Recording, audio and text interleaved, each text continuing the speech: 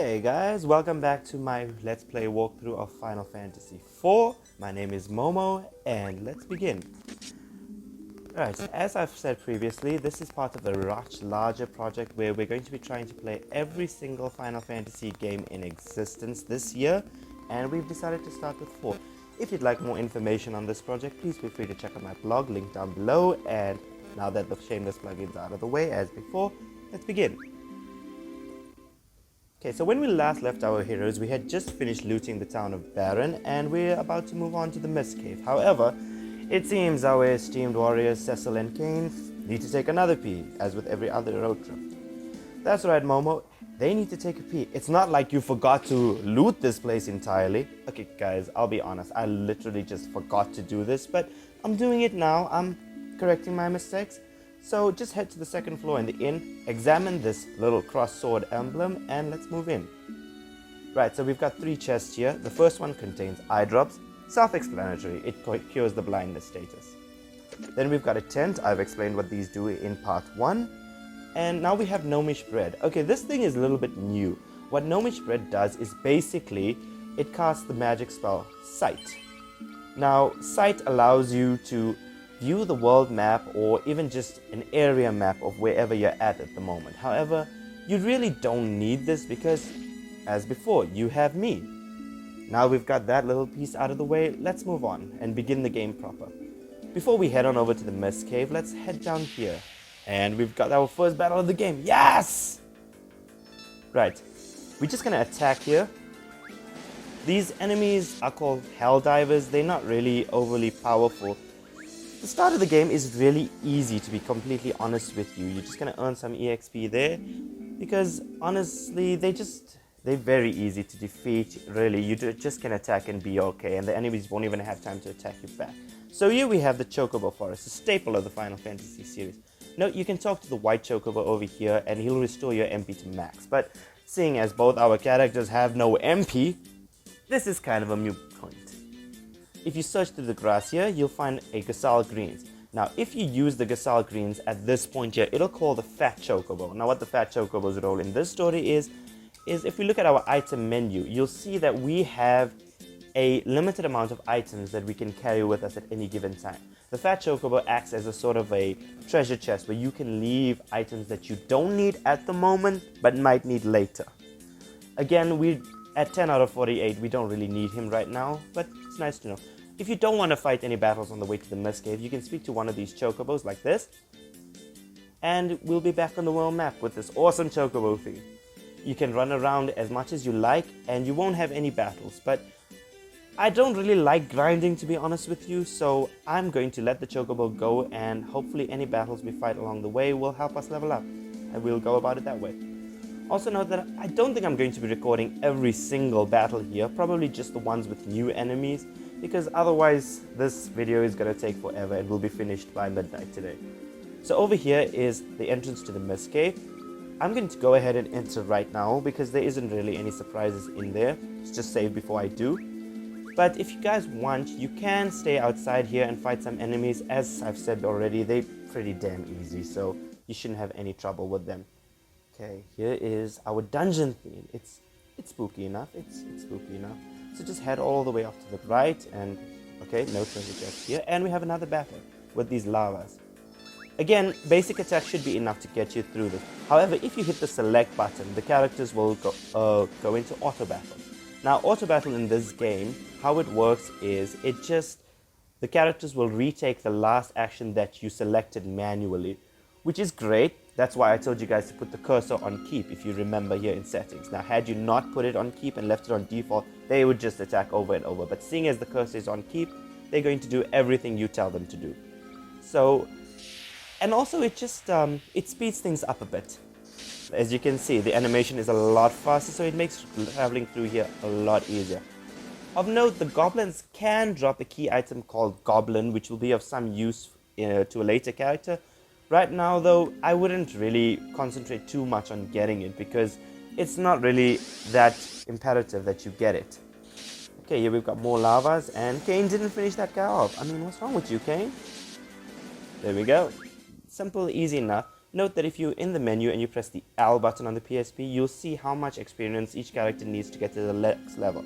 Cecil, okay, Cecil's pretty close. Kane's still a bit far away. Not a problem, not a problem. Kane, you'll catch up soon enough. I have faith in you. Oh, turn back. What? Who's there? Okay, so we're going to be the Killjoys here and ignore the warning. If you head up the stairs here, you'll find yourself a potion. As I've said before, potions are really not of much use in this game. Like, already we have 200 HP, so they're not going to do much. There's another chest up here that we can look at. And we've got eye drops. Again, it cures the blindness status. There is an enemy in here that can cause blindness. And what blindness does is it basically lowers the accuracy of your character to 0. Another potion there, but I saw a chest back here that we're going to go and look at. So obviously, seeing as we've got physical based characters, we do not want that. So any eye drops is worth it right now. And here we have another tent. Perfect. That's pretty much all the treasures that there is. This is a very easy first dungeon to go through. And if we head up here, leave at once. Could that be the Eidolon of Mist Valley? Isn't this the Mist Cave, by the way? Just asking. But the game's pretty inconsistent with those sort of things, so let's go. Knights of Baron, I see. Who are you? Leave now, or suffer the consequences. I'm really just adding things in here. Even in the DS version, they didn't have voice acting here. You choose to ignore my warnings? Yes, we are brave men of Baron. We are a knight and a master dragoon. Screw you and your goddamn warning. Let's do this shit. And here we have... Whew, I like that intro. Immediately turn the auto battle off, guys. We need to do this. We're going to be testing out Kane's jump command here. So select jump and have Cecil attack. That's pretty much the basis of this fight. This boss fight is extremely easy because it's the first boss fight that we're going to be doing. They really can't make it very difficult. If you want, you can turn on the auto battle just to get the animations a little bit faster.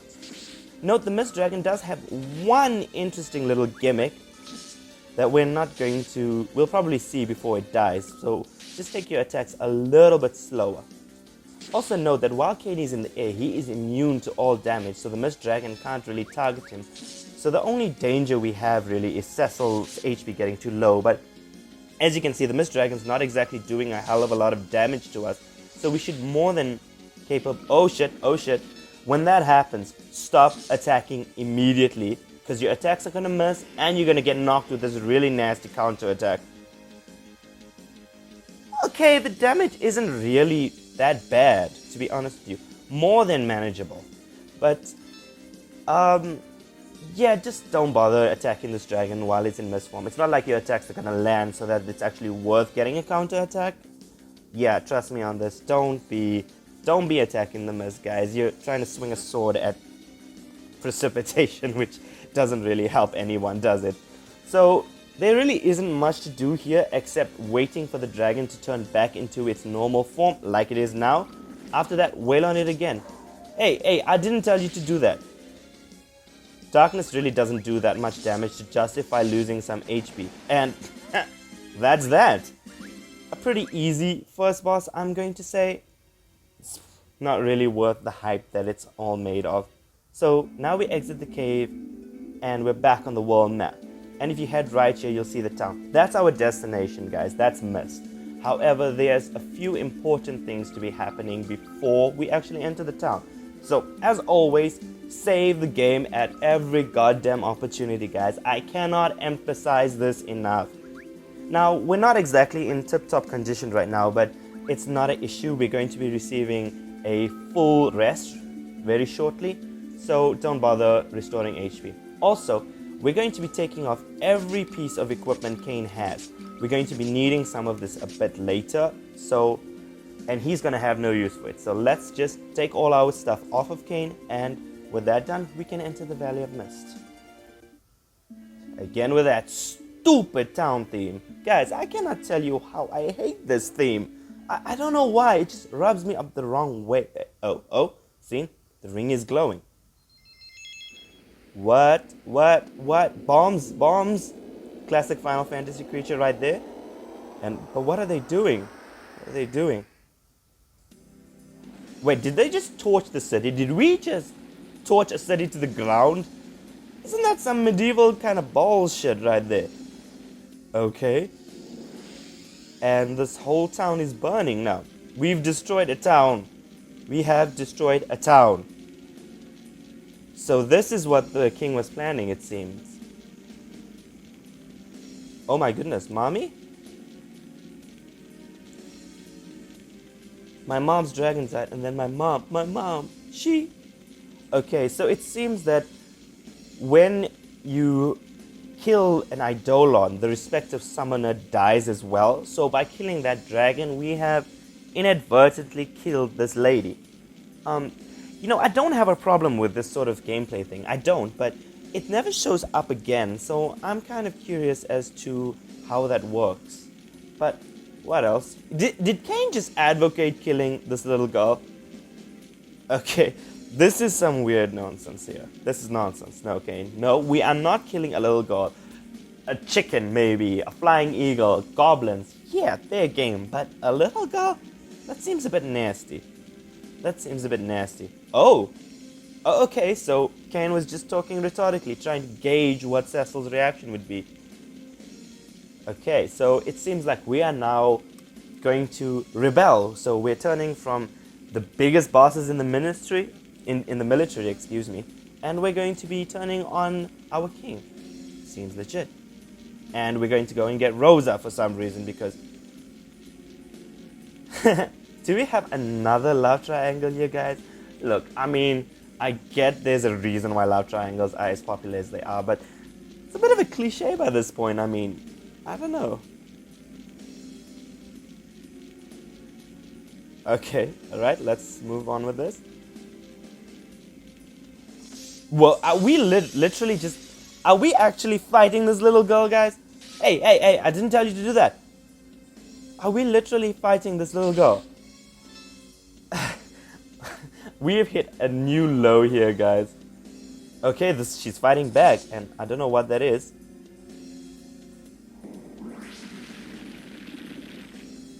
Ouch! That little girl packs a wallop. And it looks like that little girl has gone and cast a spell that literally splits the land. I mean, wow, that's incredible. This girl is amazing. I want her in my party, guys. Wow, she can do things like that.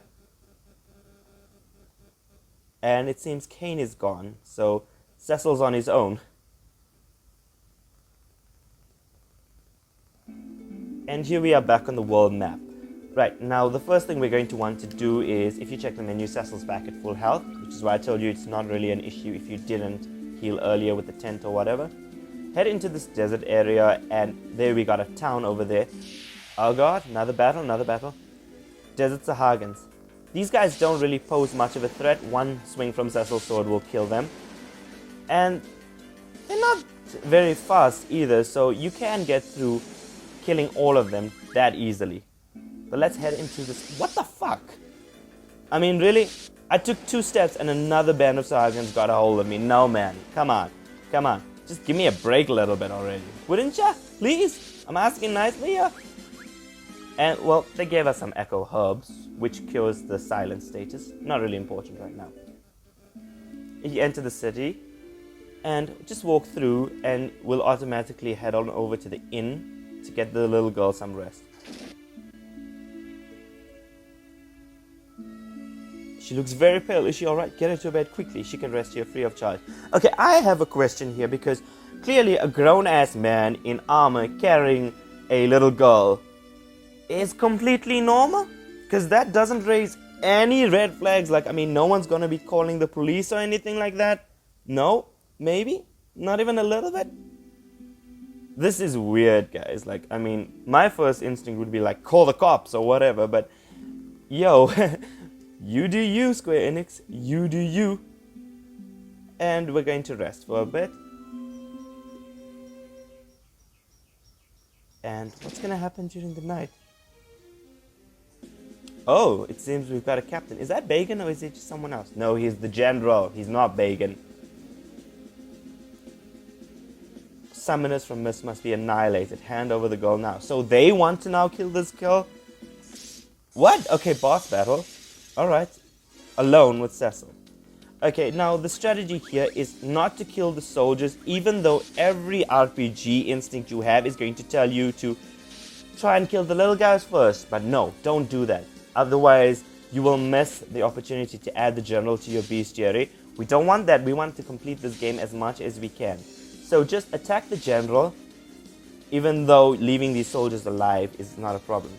What will happen is if you kill the soldiers first, the general will flee, being the little shit coward that he is. We don't want that. We want his bestiary entry. So just keep wailing on him. It'll take a bit longer this way. But eventually, the general will die. And we can pick off these guys very easily. Now we're going to use Cecil's Darkness command. As you can see, it attacks all of them, but it also removes an eighth of his HP. If you're not too good at math, that's about 12%. And we get a pretty beefy amount of experience for that little match. So Cecil gains a level as well. With that taken care of, let's speak to the little girl. Whoa, now she's talking to us.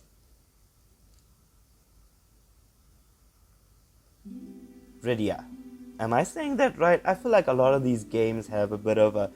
There's always that little bit of ambiguity when it comes to the correct pronunciation of name. I mean, take Baldur's Gate for instance. You know how long it took me to get the pronunciation of that correct? It's actually shameful.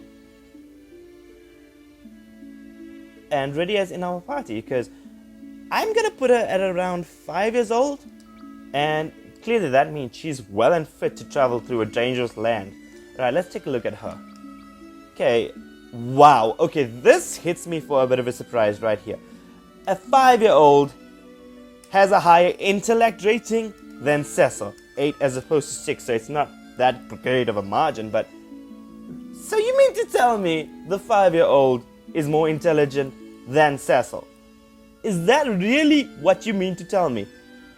Guys, I don't know. This is weird. Again, I know it's a gameplay mechanic, but still, choose a better name. Okay, for equipment, she's got a rod, leather cap, leather clothing, and an iron armlet. We'll have a look at the equipment shot to see if we can improve on all of those later. But for now, let's just look at her abilities. White magic, black magic, and summon. Okay, so she's got pretty interesting abilities here. For white magic, she has nothing. Black magic, she has nothing. And for summon, she's got the chocobo, which for 7 MP will do some damage for us. Great. Let's leave this area for now. Before we do anything, I'm going to head on over to the world map. Now we're going to be going through some nasty dungeons here, and level 1 Rydia is not going to cut it, guys. So what we're going to do is we're going to be doing some level grinding outside and fighting monsters. I'm not going to record that part because it's fairly simple. We're just going to be getting Rydia to level 7. By then she'll have some useful magic and abilities, and that'll be it. So for now, I'm going to save my game and end this part here. And when we come back for part 3, we're going to have grinded a bit with Rydia so we can start our adventure properly without any danger of her dying. So I'll see you guys next time, and if you haven't already, please subscribe to follow me on this journey, and don't forget to leave a like and comment on this video if you enjoyed it. You can also give me a bit of tips if you want. How did you play this game? What did you do? What's your strategies? Anything like that. Let me know in the comments down below. Thank you very much, guys, and hopefully I will see you next time.